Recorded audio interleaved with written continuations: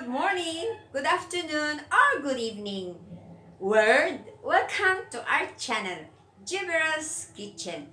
Today, mag-unbox po tayo ng in-order ko sa Lazada. Okay, but before anything else, nais ko munang pasalamatan kayong lahat, mga supporter ko, dahil sa lagi niyo po akong sinusubaybayan sa aking mga videos. Okay? So, Merry Christmas and Happy New Year to all of you.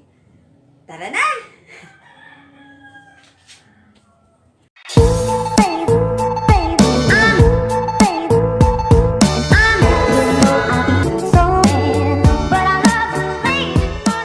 Guys, umpisa na po tayong mag-unbox. Ito po, ayan, in-order ko po to sa Lazada at tumating kaagad kasi dito lang po ito nanggaling.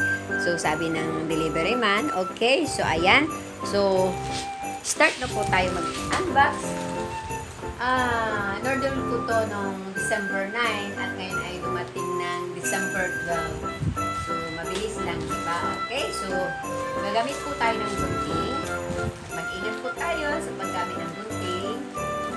So, ayan, unbox na natin. Okay, kasi in-order ko po ito sa aking mister. Pamasko ko po sa aking mister. So, ayan. Bumili po ako ng 2XL kasi pataba po yung aking mister. So, kasya po sa kanya po ito. Okay, pwede rin niyang pang-alis po ito. Kasi sa Malta, Libya ay malamig po doon. Okay? Ka-unbox natin. So, ito guys, ganito na lang. Ayan. So, ayan. Maganda po siya. Ayan.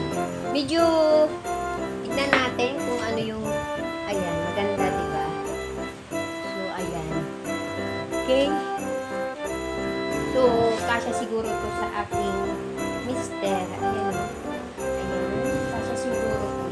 Wala naman po siyang damage at maganda siya. Okay. So, okay. Wala po siyang hood. So, ganyan lang po siya. Ayan. Okay. So, ayan. Okay. So, ayan po yung the whole item. Okay. So, amount po yan is is 349. Okay, so ganito na lang po sa ating pag-unboxing. Please like and share, comments below, click subscribe button. See you. Yan po yung kabuuan. Kasya sa mister ko yan kasi 2XL ang kanyang size.